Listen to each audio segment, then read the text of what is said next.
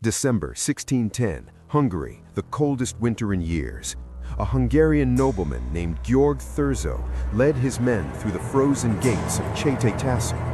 Their boots crunched on ice, their breath hung in the air like smoke. Their torches barely cut through the darkness ahead. The smell hit them first: wood smoke, iron, and something else. Something that made the most hardened soldiers among them stop walking. They moved deeper. In the first dungeon, a girl chained to the wall, alive, but her eyes were completely empty. Whatever she had seen inside these walls had already taken her mind far away from this place. In the second dungeon, another girl, and then they entered the room at the end of the corridor, the source of the smell. A young woman on a stone table, her skin white as snow, covered in hundreds of marks, as if every drop of life had been pulled from her. But the architect of this horror was not hiding in the shadows. She was found in her dining hall, sitting at the head of a long, empty table, dressed in black velvet, her face a mask of cold, aristocratic pride. She was not afraid, she was insulted. Her name was Elizabeth Bathory, and what happened inside these walls had been happening for over 20 years. To understand the monster, you must first understand the world that built her. Hungary, 1560, a land of castles and cold winters, of ancient noble families with more power than kings, of peasants who disappeared and nobody asked questions.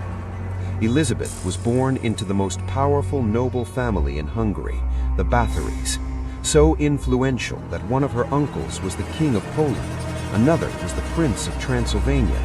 From birth, she was untouchable, above the law, above suspicion, above everything. The family had two sides. On one side, brilliant, brave, born to lead. On the other side, a darkness, a cruelty that seemed to run through their veins like a poison. This was the family that produced heroes, and this was the family that produced Elizabeth. She married young, a powerful count named Ferenc Nadasti, known across Hungary as the Black Knight, a soldier, a warrior, a man whose life was violence. Right after their wedding, he left for war, and he would be gone not for weeks or months, but for years at a time.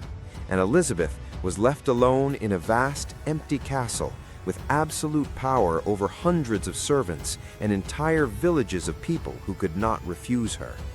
She ruled, she collected money, paid soldiers, managed lands, and she learned that fear and respect were the same thing. Then in 1604, news arrived. Ferenc Nadasti was dead, and with his death, the one man who could perhaps have controlled her was gone. Elizabeth Bathory was now the absolute, unquestioned master of her own world.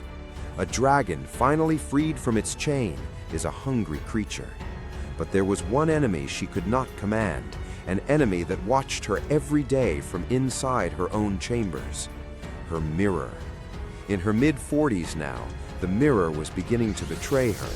A tiny line near the corner of her eye, a shadow under her chin, small things that another woman might accept as the natural work of time. But to Elizabeth, they were not natural. They were an attack. Aging was a thief, breaking into her own body, stealing her youth, and it was the first battle she had ever fought that she knew she was going to lose. And so she decided she would go to war with time itself. She would do anything, absolutely anything, to win. It started with an accident. One afternoon, a young servant girl was combing Elizabeth's hair. Her hands were trembling. She was nervous. The comb caught in a knot, and she pulled too hard. Elizabeth turned and struck the girl across the face. The force sent her stumbling backwards. A few drops of blood flew through the air and landed on the back of the Countess's hand. Elizabeth looked down.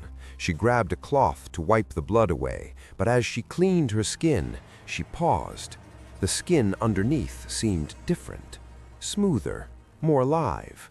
Was it real, or did she simply want to see it so badly that her mind made it real for her?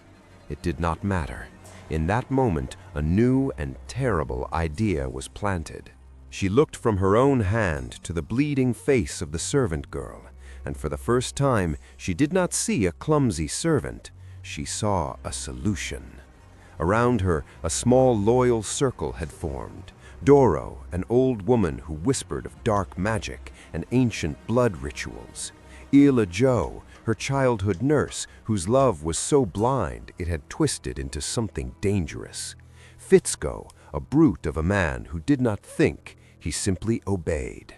Together, they built a system, a routine, a ritual. Servant girls who made mistakes were taken to private rooms, away from the others. The punishments were no longer just beatings. Now, they collected the blood. And later that night, in her chambers, the Countess would perform her new beauty ritual.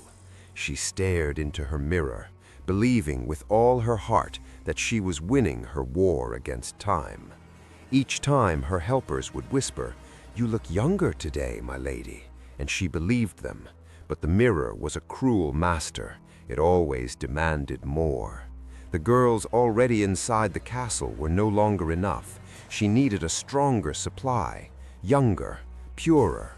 So she looked beyond the castle walls, toward the villages below, filled with girls whose lives were simple and whose disappearance nobody would notice. One by one they came, lured by the promise of work, of warm rooms, of good food, of a better life. They walked through the castle gates with hope in their eyes. The gate closed behind them with a sound like a final breath, and they were never seen again. For years, the disappearances were ignored. Peasant girls meant nothing to the powerful. Their silence was cheap. Their absence was unremarkable. But then, Elizabeth grew bolder. She began targeting the daughters of minor nobles, girls whose families had names, girls whose silence was not cheap at all. Letters began arriving at the royal court in Budapest, angry, desperate, signed with noble seals, and the king could no longer look away. He sent his most powerful man, György Thurzó, Palatine of Hungary, second only to the king himself. And in the dead of winter 1610, Thurzó arrived at Csejte Castle with 300 soldiers. They did not knock. The trial that followed was not for Elizabeth. Her family name, her bloodline, and her connections to kings and princes made a public trial unthinkable. Instead, her servants were tried. Doro and Ela Jo were burned alive. Fitzko was beheaded, and Elizabeth was sentenced to something far darker than death. Bricklayers arrived at Csejte Castle. They sealed her windows, one brick at a time. The light grew dimmer and dimmer, until the last brick was placed and the sun was stolen from her forever. Then they sealed her doors. The voices of the castle faded, the warmth faded, the world faded. In the final wall they left one small hole, just large enough to pass a plate of food through. The woman who had commanded thousands now depended on a stranger's hand pushing bread through a hole in the wall. The woman, obsessed with her own reflection, now lived in total darkness. She would never see her face again. She lived that way for nearly 4 years. In 1614, a guard pushed her daily meal through the hole. He heard nothing. He called out. Silence. They broke down the wall. Light spilled into the tomb for the first time in years. She was lying on the floor, cold, still. The most prolific female killer in recorded history had died exactly as she had lived her final years, utterly, completely, alone. History sealed her story the same way Thurzó sealed her walls, quietly, deliberately, brick by brick. The victims, 650 names, were reduced to footnotes, their faces forgotten, their stories buried under the legend of the monster who destroyed them. And the monster herself became myth. She became the vampire, the blood countess, the dark queen of 1,000 horror stories. She got exactly what she wanted. She never grew old in the world's memory. But here is the question history never truly answered. The servants were executed, the countess was sealed away, the victims were forgotten, and the system that made her possible, the privilege, the untouchable power. The monster did not come from nowhere. She was built, brick by brick, by a world that decided some lives were worth protecting, and some were not.